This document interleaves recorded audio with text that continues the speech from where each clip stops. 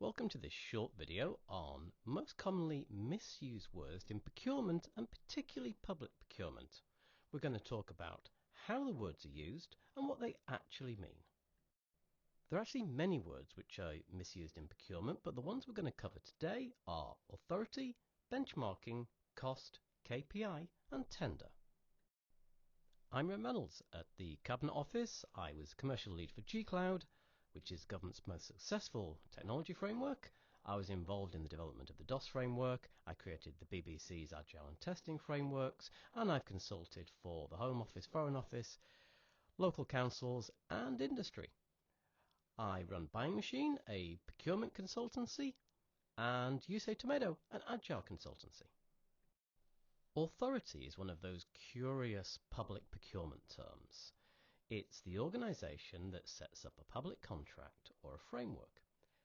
It comes from the public contract regulations and its contracting authority there. Often it's Crown Commercial Services, but it doesn't have to be. It can be any public body. What it's not. So it's not the organization that runs a further competition under a framework. That's the customer or the buyer. Though confusingly, a few frameworks do say that the authority and the buyer are interchangeable. And why is it confusing? And why should these terms be used differently?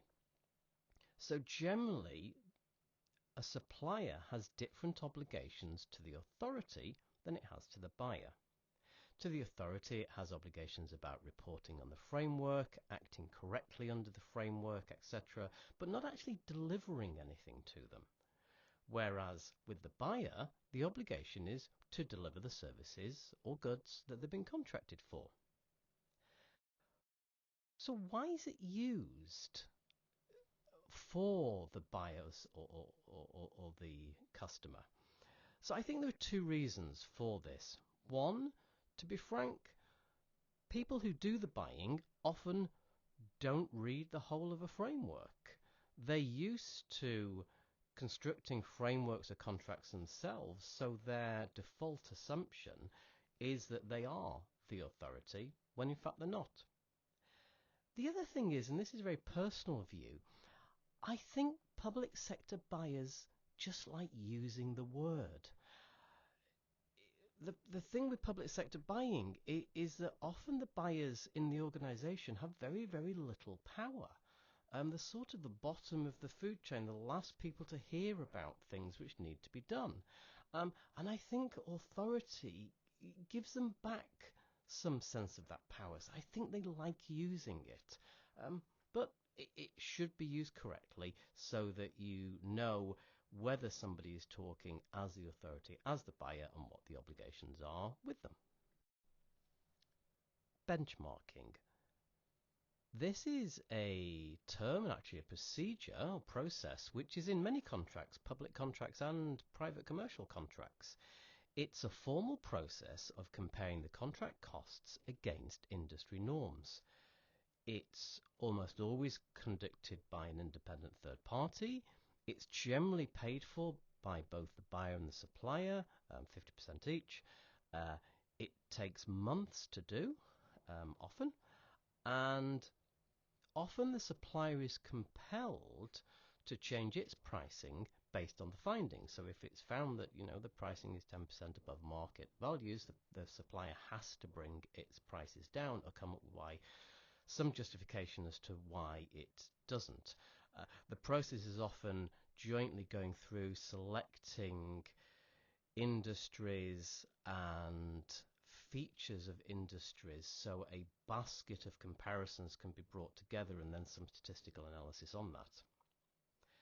What it's not, so it's not the buyer having a look at the costs and deciding if they think they're paying a bit too much, and it's not the buyer themselves comparing the contract with a supplier with, say, other contracts from the same supplier, where it might go, well, hold on, your costs for doing X in this contract are different from this other contract, so I've benchmarked it, or even comparing with other suppliers.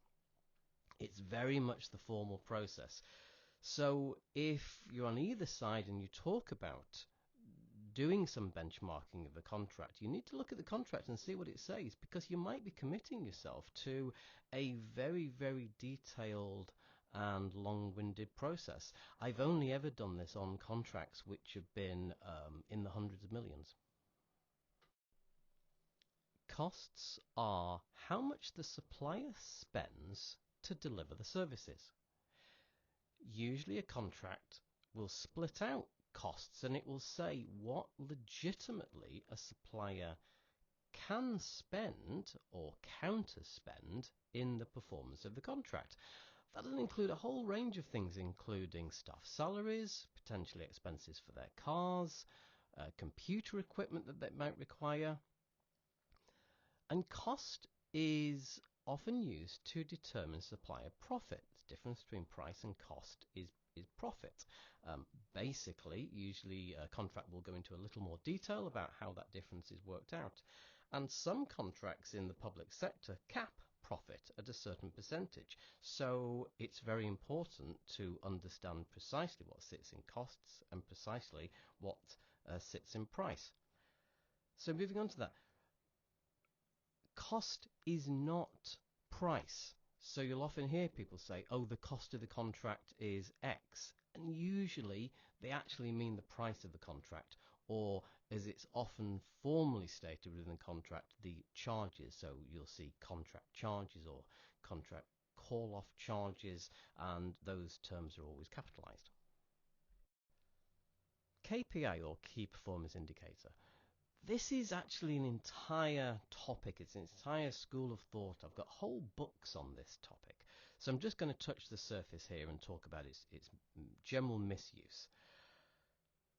So a KPI is one or more metrics that tells the buyer, and often the supplier itself, or in private industry it might tell you as an organization, how you're performing. KPIs often relate to some of the key goals and outcomes which are the aim of what you're doing, or outputs which are indicative of those outcomes. And they'll probably change as the contract moves on, because what you want to achieve at the start of a contract is often different from what you want to achieve at the end of the contract. A KPI is not a service level. Generally, they don't have penalties associated with them.